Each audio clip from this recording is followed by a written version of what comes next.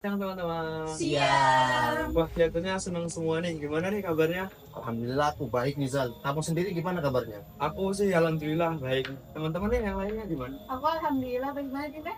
Aku juga baik. Syukurlah kalau gitu nih. Ada obrolan apa sih yang menarik untuk siang ini? Aku punya obrolan ini terkait dengan organisasi Muhammadiyah. Di Muhammadiyah sendiri ini bentar lagi itu ada itu Milad dan Tanwirnya Muhammadiyah. Yang dimana Milad dan Tanwir ini akan diselenggarakan di Kupang teman-teman. Pelaksanaannya itu kurang lebih itu 3 hari, dimulai dari tanggal 4 sampai tanggal 6 Desember di 2024 ini. Muhammadiyah ini tuh salah satu organisasi keagamaan terbesar yang ada di Indonesia ya. Bidang-bidang apa aja sih yang dinaungi oleh Muhammadiyah? Nah, Muhammadiyah ini tuh gerak di bidang yang banyak sekali teman-teman, seperti bidang sosial, pendidikan, dan kesehatan teman-teman. Lalu bagaimana cara kerja bidang-bidang tersebut? Nah, jadi tuh Muhammadiyah ini punya struktur kepengurusan dari pimpinan pusat, pimpinan wilayah, pimpinan daerah, pimpinan cabang, dan pimpinan ranting. Nah, kelima pimpinan ini tuh punya singkatannya sendiri-sendiri teman-teman. Misalnya nih, pimpinan pusat biasanya disingkat dengan PP, pimpinan daerah disingkat dengan PD, pimpinan wilayah disingkat dengan PW, pimpinan cabang disingkat dengan PC, pimpinan ranting disingkat dengan pimpinan ranting teman-teman. Wah, sangat terperinci sekali, Bang. Nah, pimpinan pusat ini tuh teman-teman dipilih melalui muktamar ya Mas Wanda ya. Oh iya, betul sekali. Pimpinan pusat itu dipilih oleh Muktamar Muhammadiyah. Nah, nanti ketuanya yang terpilih itu untuk memilih anggota sekretaris yang sebagai pembantunya. Benar gak sih Mas Wanda? Oh benar sekali Mas Rizal. Nah, itu teman-teman. Pasti tentunya mereka orang-orang yang sangat hebat. Nah, jelas sekali mereka ini tuh sudah sangat teruji bagaimana sepak terjangnya untuk Muhammadiyah, bagaimana kependidikannya juga teman-teman. Jadi tidak perlu diragukan lagi lah mereka yang ada di pimpinan pusat ini teman-teman. Jadi ternyata ini ya pemimpin tertinggi. Kalau boleh tahu siapa sih yang menjadi pemimpin pertamanya Muhammadiyah itu? Nah, pimpinan pertama Muhammadiyah ini tuh pendiri dari Muhammadiyah ini sendiri. Beliau adalah Kiai Haji Ahmad Dahlan teman-teman. Organisasi Muhammadiyah ini tuh udah berdiri dari 1912 teman-teman. Jadi sudah sangat lama teman-teman berdirinya ini. Selain itu, selama berdirinya ini organisasi Muhammadiyah ini udah mengalami pergantian selama 15 kali pergantian ketua umumnya ini teman-teman. Wah, berarti mereka sangat hebat ya. Sudah tentu sekali teman-teman. Mereka itu didorong oleh pimpinan wilayah. Didorong ini bagaimana teman-teman? Didorong ini maksudnya tuh sebagai pembantunya gitu loh, pimpinan wilayah ini. Pimpinan wilayah ini tuh menaungi teritorial mana aja sih? Nah, pimpinan wilayah ini tuh mengondisikan wilayah yang ada di tingkat provinsi teman-teman. Mereka ini tersebar di seluruh provinsi yang ada di Indonesia. Jadi mereka mengondisikan provinsinya ya? Nah, betul sekali teman-teman. Pimpinan wilayah ini tuh menetapkan keputusan-keputusan yang ada di wilayahnya berdasarkan keputusan yang ada di pusat. Selanjutnya juga ada pimpinan daerah teman-teman yang bergerak di tingkat kabupaten. Oh, mungkin bisa dijelaskan Mas Iqbal terkait dengan pimpinan daerah. Nah, pimpinan daerah ini teman-teman, dia tuh meneruskan informasi yang ada dari pusat, wilayah, dan daerah itu. Jadi sampailah ke pimpinan cabang ini. Nah, pimpinan cabang ini tuh menaungi wilayah yang ada di kecamatan teman-teman. Oh, berarti tadi itu sederhananya dari pimpinan daerah itu berarti pimpinan daerah itu meneruskan apa yang sudah diinstruksikan dari atasannya itu ya. Nah, betul sekali teman-teman. Jadi tuh keseluruhan di organisasi Muhammadiyah ini tuh benar-benar terperinci dari pimpinan pusat ke pimpinan wilayah, ke pemimpinan daerah, sampai pimpinan cabang, sampai ke pimpinan ranting gitu teman-teman. Berarti pengorganisasian dalam Muhammadiyah itu sangat mendalam ya? Iya teman-teman, dan pimpinan cabang ini tuh jumlahnya udah sangat banyak yang ada di Indonesia, yang jumlahnya itu terdapat sekitar 3.947 dan ini tersebar di seluruh wilayah Indonesia teman-teman. Wah, ternyata banyak sekali ya Iya. cabang-cabangnya. Selanjutnya ada apa lagi sih? Nah, selanjutnya itu nanti aku akan membahas terkait dengan pimpinan ranting Muhammadiyah.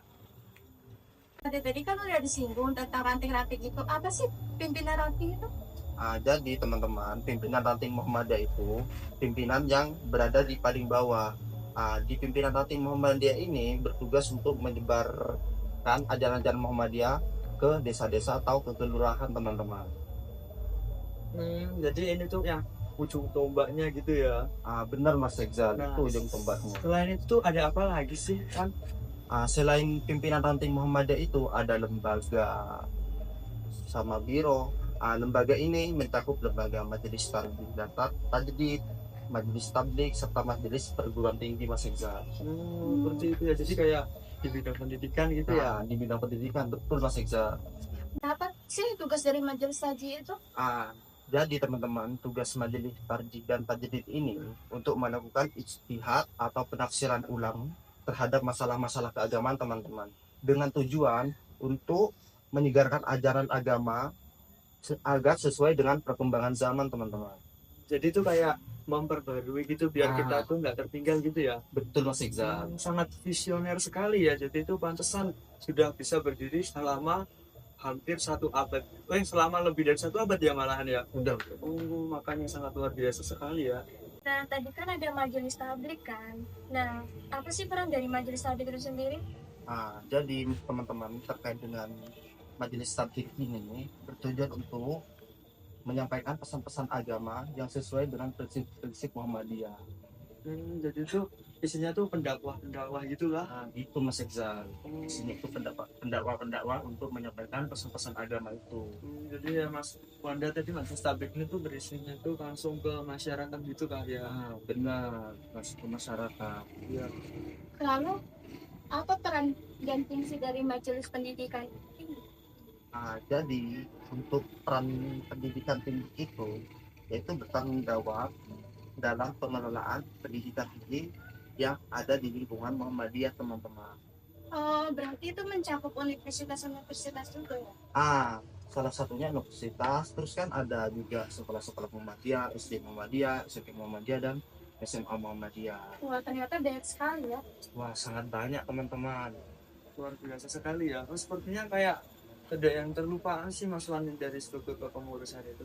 Oh iya, ada yang kelupaan Mas Rizal. Mungkin dari teman-teman ada yang ingat nggak? Kalau aku sih kurang tahu. Oh jadi gini teman-teman. Jadi Muhammadiyah tuh ada cabang yang bergerak di tingkat internasional teman-teman. Nah ini tuh biasanya disingkat dengan PCIM atau singkatan dari Pimpinan Cabang Istimewa Muhammadiyah teman-teman. Nah PCIM ini tuh berdiri di negara-negara yang ada di luar Indonesia teman-teman. Wah, hebat sekali ya, sudah sampai internasional. Iya teman-teman, jadi itu udah bergerak tidak hanya di Indonesia aja teman-teman. Selain ini ada pembahasan-pembahasan yang lainnya ini. Mungkin dari teman-teman ingat nggak pembahasan-pembahasan yang akan dijelaskan untuk selanjutnya ini? Mungkin lebih ke majelis-majelis dan lembaga-lembaga deh. Oh iya, majelis-majelis dan lembaga ini sangat menarik ini teman-teman. Majelis-majelis ini mempunyai peran penting bagi organisasi. Yang pertama adalah majelis pendidikan dasar dan menengah, di mana itu berfokus pada kualitas pendidikan di sekolah-sekolah Muhammadiyah. Kemudian ada majelis pendidikan kader, di mana berfokus pada perkaderan perpimpinan untuk menjadi pemimpin di masa depan. Yang ketiga itu majelis pendidikan. Majelis pelayanan sosial itu untuk menangani isu-isu seperti panti asuhan dan lembaga sosial juga. Lembaga sosial, terus habis itu ada lembaga kesehatan dan sebagainya. Dan terakhir itu ada lembaga cabang dan ranting, di mana itu berfokus pada daerah-daerah terpencil yang tidak terpaku kepada yang bisa jadi dan Muhammadiyah gitu. Jadi majelis pendidikan dasar dan menengah itu berperan seperti apa sih dan fokusnya kemana? Majelis pendidikan dasar dan menengah itu berfokus pada pengembangan dan pendidikan di sekolah-sekolah seperti SD, SMP, SMA, bahkan di universitas-universitas yang tinggi. Ternyata banyak sekali ya. Nah, aku sepakat nih sama yang disampaikan oleh Dinda tadi.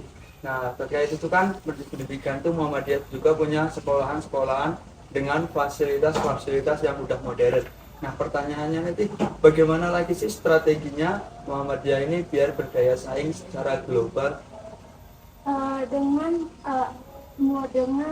mengembangkan inovasi kurikulum yang dimana kan sekarang ada kita sebagai zaman sekarang kan ada teknologi. Nah, itu kita bisa berkembang di teknologi tersebut, tapi ada menanamkan nilai-nilai keislaman. Jadi kita tuh mengintegrasikan antara Islam dengan teknologi itu ya, Iya, teman-teman. betul. Jadi aku sangat setuju apa yang kamu katakan Tin, tadi terkait dengan itu perkaderan. Tapi mungkin kamu bisa menjelaskan lebih lanjut terkait dengan perkaderan. Betul sekali, Wanda. Di mana perkaderan itu memiliki program-program yang sangat banyak. Yang pertama itu ada Darul Arqam dan Baitul Arqam. Oh gitu ya Rin. Berarti program-programnya tuh sangat banyak sekali ya. Iya, betul. Bentar Rin.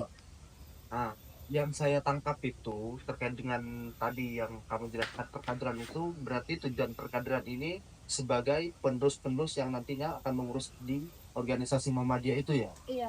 Oh gitu. Ini mungkin sama kayak kegiatan kita kemarin ada P2KK itu ya, teman-teman. Mungkin Iya. itu salah satunya untuk mengenalkan Muhammadiyah kepada orang-orang itu mungkin ya, teman-teman. Bukan nggak sih? Oh iya betul Mas Exal. Soalnya di P2KK itu kan ada materi-materi ke AIK dan ke Muhammadiyah itu kan.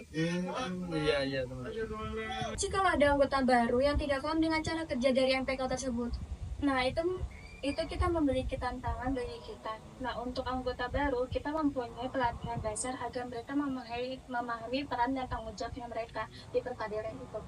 Oh, jadi sebelum masuk ke dalam MPK, jadi mereka ada pelatihan terlebih dahulu. Iya, mereka mengalami pelatihan. Selanjutnya tuh Rit, kan ada tadi kamu nyampein tentang pelayanan sosial nih. Nah ini tuh bagaimana sih skemanya agar ketika kita melakukan pelayanan sosial, semisal pembagian sumbangan gitu. Nah ini tuh bagaimana biar sumbangan atau donasi ini tuh benar-benar sampai ke orang yang membutuhkan. Jadi tuh nggak salah sasaran gitu loh. Bukan misalnya orangnya tuh udah mampu berkecukupan gitu kok malah dapat bantuan. Sementara ada yang kurang berkecukupan ya malah dapat bantuan. Nah, itu gimana sih strateginya? Mungkin teman-teman lain penasaran juga ya. Iya, betul sekali. Nah, Kita melakukan survei langsung di lapangan kerjasama dengan lembaga sosial lokal dan memastikan transportasi lewat laporan kegiatan tersebut. Oh iya Rin. Jadi pimpinan cabang dan ranting itu tugasnya itu untuk apa ya? Untuk membuat cabang dan ranting itu lebih semakin kuat gitu. Tapi gini Rin, aku juga punya pertanyaan ini terkait dengan cabang dan ranting ini. Bagaimana sih cara melibatkan anak muda untuk apa ya? Untuk berkecimpung di organisasi itu? Kita mulai dengan pendekatan sosial, di mana kita bikin kegiatan yang kreatif dan relevan yang membuat anak muda sekarang itu semakin kayak apa ya, istilahnya tuh kayak oh ini menarik ya. Terus habis itu kita melakukan pelatihan kepemimpinan. Terus habis itu kita menggelar acara seni atau kegiatan sosial yang menarik untuk dilihat oleh untuk menarik atensi masyarakat gitu sama pemuda gitu ya, biar mereka tuh nggak menganggapnya acara itu tuh boring gitu ya bahasanya sekarang. Berarti ya aku tangkap juga ini berarti acara-acara itu ya harus disesuaikan dengan apa ya, dengan kondisi-kondisi yang saat ini gitu. Iya, disesuaikan. Nah, semakin seru aja nih obrolan kita teman-teman. Selanjutnya ada obrolan apa lagi sih yang bisa kita obrolin bersama-sama ini? Selain ini tuh ada bakalan membahas tentang lembaga-lembaga yang ada di kemuhammadiyahan. Menarik Wah, sekali ya. ini sangat menarik ini. Iya. Tadi kan di obrolan terakhir kita mau bahas tentang lembaga-lembaga yang ada di Muhammadiyah nih kan ya. Tentunya kita sangat penasaran kan ya Mas Mbak. Iya betul sekali. Kita itu di sini sama-sama penasaran terkait dengan lembaga-lembaga yang ada di Muhammadiyah itu. Mungkin kita bisa ngobrol-ngobrol gitu untuk membahas lembaga-lembaga yang ada di Muhammadiyah sendiri. Jadi ternyata di Muhammadiyah itu memiliki beberapa lembaga. Contohnya seperti lembaga pembina dan pengawasan keuangan, lembaga penelitian dan pengembangan, serta lembaga penanganan bencana. Dan lembaga-lembaga tersebut tuh ada perannya masing-masing. Ternyata gitu ya. Boleh jelaskan lebih lanjutnya nggak tentang lembaga-lembaga tersebut dan fungsi atau strukturnya itu? Jadi lembaga pembinaan dan pengawasan keuangan itu berfungsi untuk mengawasi atau memastikan bahwa pengelolaan keuangan dalam Muhammadiyah itu bersifat transparan dan akuntabel. Selain itu mereka juga memiliki kegiatan utama seperti menyusun pedoman untuk mengelola keuangan secara baik dan benar. Dan selain itu mereka juga memberikan pelatihan kepada pengurus tingkat cabang untuk mengelola keuangan secara baik. Jadi tuh ada banyak lembaga-lembaga ini ya. Mungkin bisa nggak sih kita mengetahui tugas lebih spesifik dari lembaga yang ada ini, Mbak Benda mungkin bisa menambahkan? Contohnya seperti lembaga pengembangan dan penelitian itu berfokus terhadap ilmu pengetahuan dan teknologi. Namun mereka juga tetap menerapkan nilai-nilai Islam yang ada di dalamnya. Selain itu mereka juga memikirkan kebutuhan apa aja sih yang ada di dalam masyarakat sehingga lembaga tersebut tuh bisa bermanfaat untuk masyarakat. Jadi tuh lembaga Muhammadiyah ini tuh kurang lebihnya tuh mereka selalu mencari apa yang diperlukan masyarakat gitu ya. Tadi makanya disampaikan untuk mencari kebutuhan-kebutuhan ya. Yang ada di dalam masyarakat. Jadi tuh Muhammadiyah ini tuh benar-benar hadir di tengah-tengah masyarakat gitu ya Mas ya. Oke, betul sekali. Terus gimana sih cara kolaborasi ini dengan lembaga lain? Jadi cara kolaborasinya mereka itu seperti mengimplementasikan penelitian-penelitian mereka ke dalam masyarakat, kayak langsung terjun ke dalam masyarakat gitu loh. Jadi penelitian yang mereka lakukan ini tuh sebenarnya penelitian yang dilakukan untuk memenuhi kebutuhan dari masyarakatnya itu sendiri. Wow, gini teman-teman, tadi kan sudah dijelaskan itu ya terkait dengan lembaga pengembangan dan penelitian. Sepertinya ada satu lagi yang belum dijelaskan terkait dengan lembaga itu, lembaga penanganan bencana dan penanggulangan bencana itu. Mungkin aku bertanya itu untuk dijelaskan lebih secara spesifik gitu terkait dengan lembaga penanganan bencana dan penanggulangan bencana ini. Oh ya, dalam Muhammadiyah kan juga ada lembaga tersebut. Lembaga tersebut itu tugasnya mereka merespon baik dan cepat terhadap suatu wilayah yang mengalami sebuah bencana, seperti mengirimkan relawan, terus membantu rehabilitasi terhadap korban-korban dari bencana alam tersebut. Iya, kalian ingat gak sih dulu waktu kita kuliah pas zuhur ada tuh yang bertanya soal perang Muhammadiyah membantu di Palestina itu.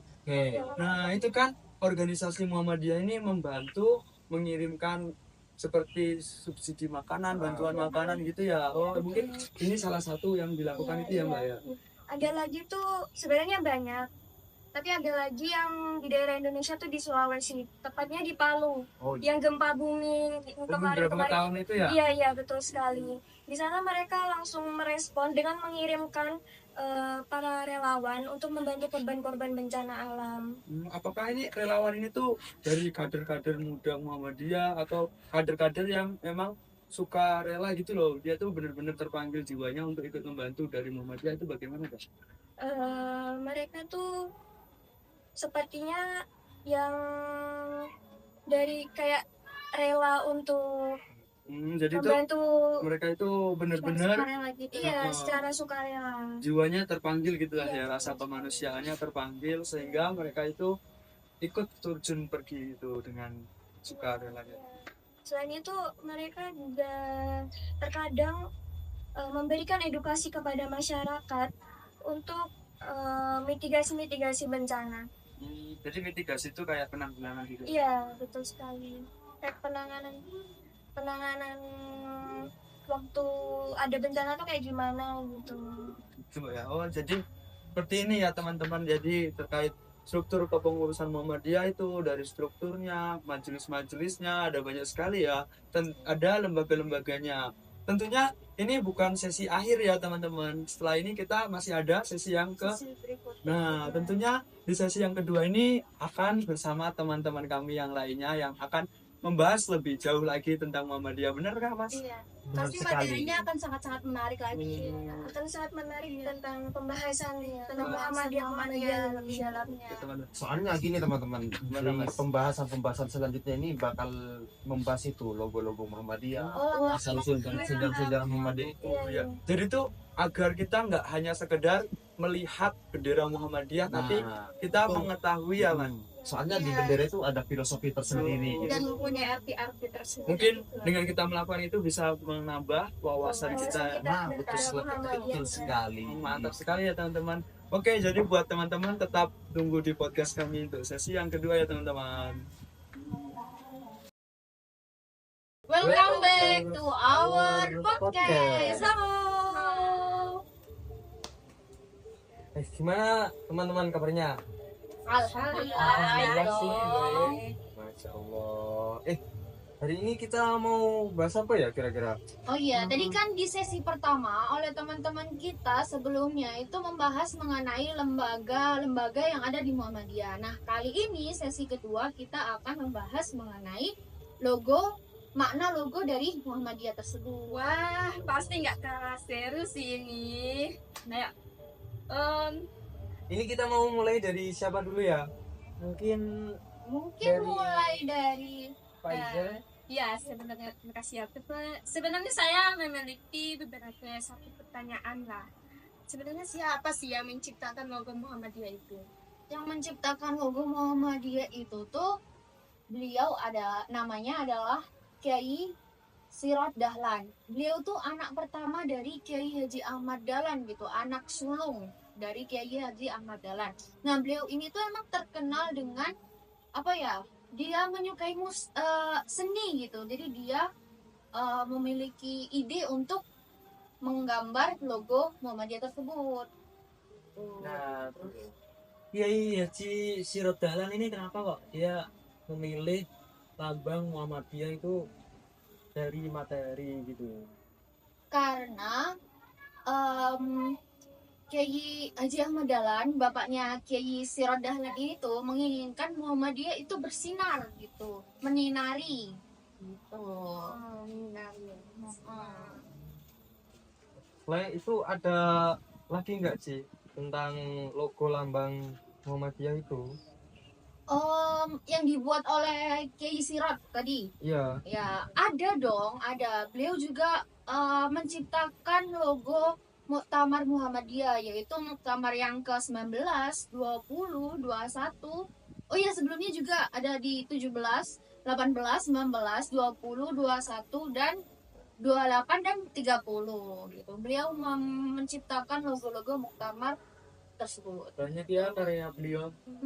Sangat keren. Memang beliau emang di seni gitu. Nah, tadi kan kita udah bahas mengenai siapa yang menciptakan logo Muhammadiyah kan. Nah, Habis itu iya. kita bahas apa ya? Kita selanjutnya ini akan bahas tentang lambang matahari yang ada di Muhammadiyah itu teman-teman. Oh iya iya, Oh, aku iya. tuh penasaran. Tadi kan Kenapa? Kiai Sirot kan menggambar lambang matahari di logo Muhammadiyah itu kan maksudnya dari menyinari. Nah, aku kurang paham nih. Maksud menyinari ini apa ya? Itu dulu kan karena Kiai Haji Ahmad Dahlan itu menginginkan Muhammadiyah yang menjadi wadah bagi setiap manusia. Nah, jadi gini teman-teman, tulisan Muhammadiyah itu adalah menunjukkan bahwa suatu organisasi yang mengikuti ajaran Nabi-Nabi Muhammad. Nah, kan ada itu kayak 2 kalimat syahadat kan yang di Muhammadiyah itu. Oh itu ya. Ya, oh. Nah, itu menegaskan bahwa warga Muhammadiyah harus berkomitmen menegakkan tauhid dan menjadi pengikut setia Nabi Muhammad itu teman-teman. Jadi itu kurang lebihnya. Nah, jadi gitu teman-teman. Kita sebagai manusia itu harus berpegang teguh dengan tauhid dan ajaran-ajaran Nabi Muhammad. Intinya kita itu jangan sampai melenceng ke jalan yang salah gitu. Betul kan? Setuju Nah. aku Mas Agung. Selanjutnya kita akan membahas apa nih? Pasti nggak kalah seru sih. Ya, pasti lebih Kita mau bahas apa lagi nih? Selanjutnya kita akan membahas terkait makna lambang Muhammadiyah yang terdiri dari pancaran sinar matahari putih. Jadi makna dari pancaran sinar putih itu memiliki kemurnian dan kebersihan sesuai dengan doa Rasulullah. Oh Iya. iya Nah, tadi kan ada doa. Nah, aku tuh penasaran sih, kenapa sih? Apa maksud dari doa itu tersebut? Jadi maksudnya itu Muhammadiyah itu harus bersih dari niat yang enggak tulus, seperti sinar matahari membawa cahaya, membawa pencerahan dan manfaat untuk semua orang. Itu ya. Oh iya, berarti jadi lambang matahari putih di Muhammadiyah itu tuh, maksud Muhammadiyah itu ngajarin kita untuk berdakwah itu biar secara niatnya itu dengan tulus gitu ya. Kayak sinar matahari. Nah, terus Muhammadiyah, gimana caranya Muhammadiyah itu tuh agar apa ya? Agar apa sih niatnya itu tuh tetap Tulus ngajarin kita itu tetap tulus gitu. dan takwanya tetap terjaga ya. Gitu. Jadi di Muhammadiyah itu pertanyaan yang menarik ya. Jadi di Muhammadiyah itu memiliki 3 cara nih untuk generasi muda. Yang pertama itu pendidikan dan akhlak. Muhammadiyah kan banyak tuh mendirikan sekolah-sekolah ya. Nah itu siswanya itu menanamkan menanamkan niat agar berdakwah dengan tulus, terutama generasi muda. Terus yang kedua itu kaderisasi. Nah, di kemuhammadian ini perlu adanya kaderisasi ya, karena selalu ditekankan untuk bahwa melakukan segala amal itu dengan niat yang niat dan tulus untuk dalam mencari ridho Allah, itu ya. Bukan yang lain. Terus yang ketiga itu adalah kayak dakwah kreatif kan sekarang kan anak-anak muda, banyak generasi muda itu kan menggunakan media sosial. Itu tuh bisa kita ajak mereka untuk membuat konten dakwah yang seru. Berarti tidak yang monoton gitu ya, agar tidak bosan dilihat gitu. Namun tetap harus saling terkait sama nilai-nilai keislaman.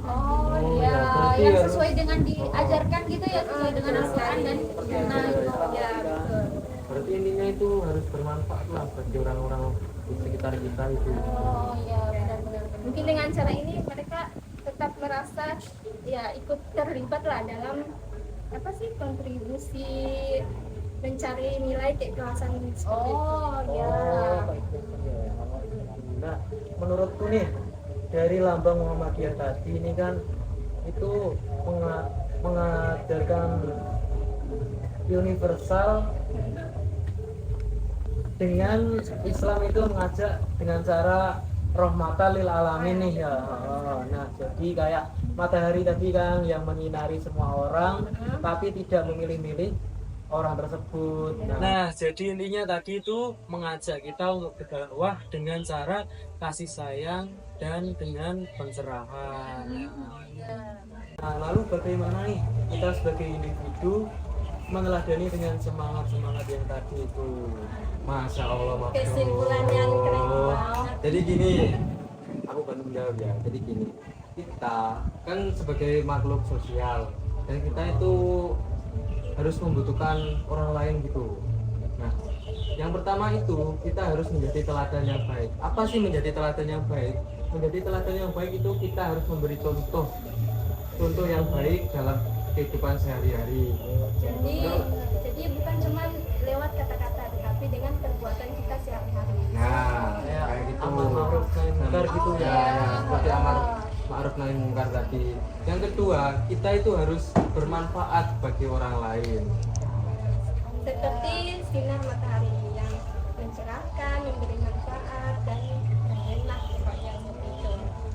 Yang ketiga itu kita harus belajar dan berbagi ilmu. Nah, kalau kita punya ilmu, itu janganlah pelit-pelit pada orang lain. Harus berbagi gitu Nah, harus ya. berbagi itu.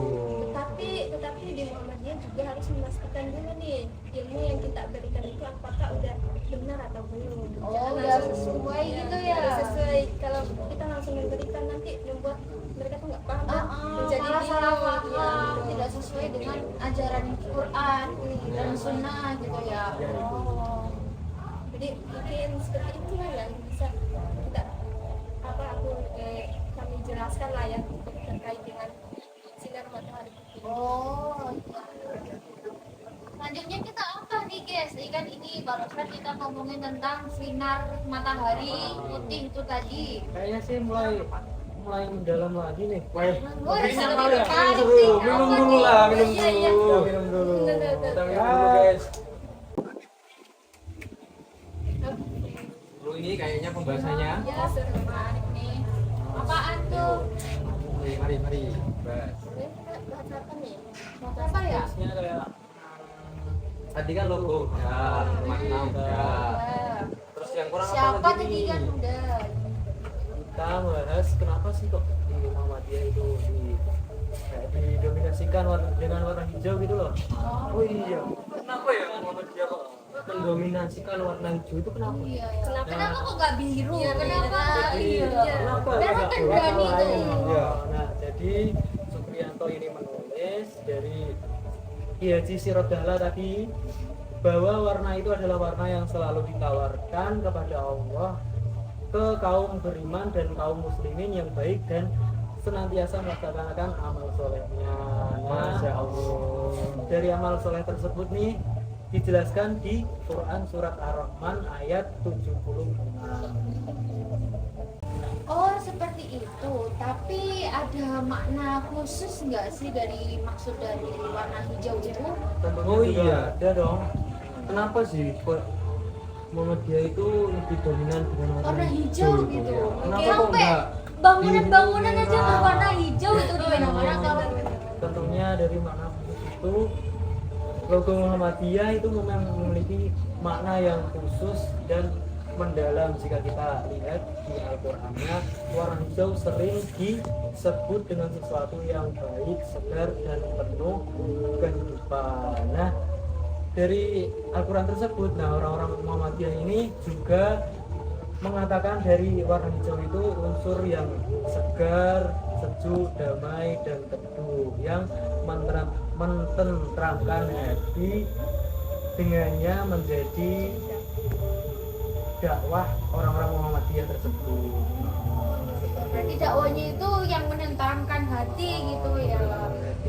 Cukup luas juga ya pengertiannya. Terus saya pernah dengar juga nih Apa tuh? terkait kalau warna hijau itu juga melambangkan apa ya, kesuburan.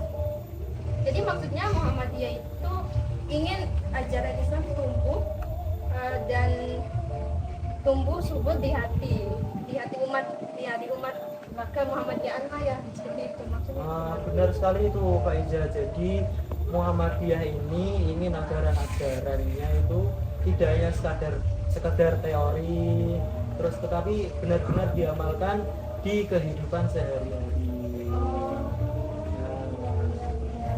Benar sekali sih itu.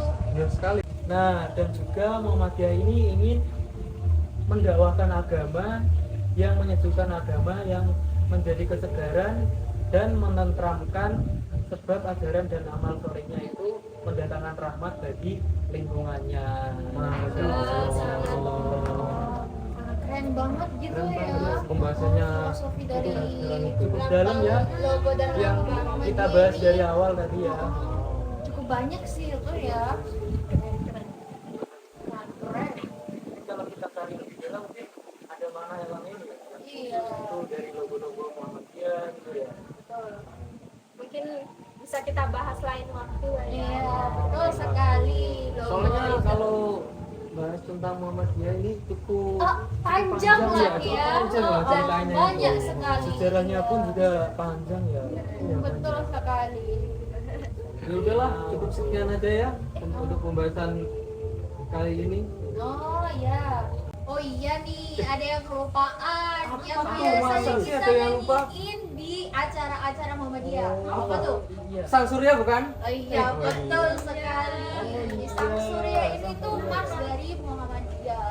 Yang mana maknanya itu tuh menyambut kedatangan hal baru yang penuh pencerahan dan manfaat, serta menegaskan keyakinan terhadap Allah dan dedikasi kepada Muhammadiyah itu. Oh, itu ya.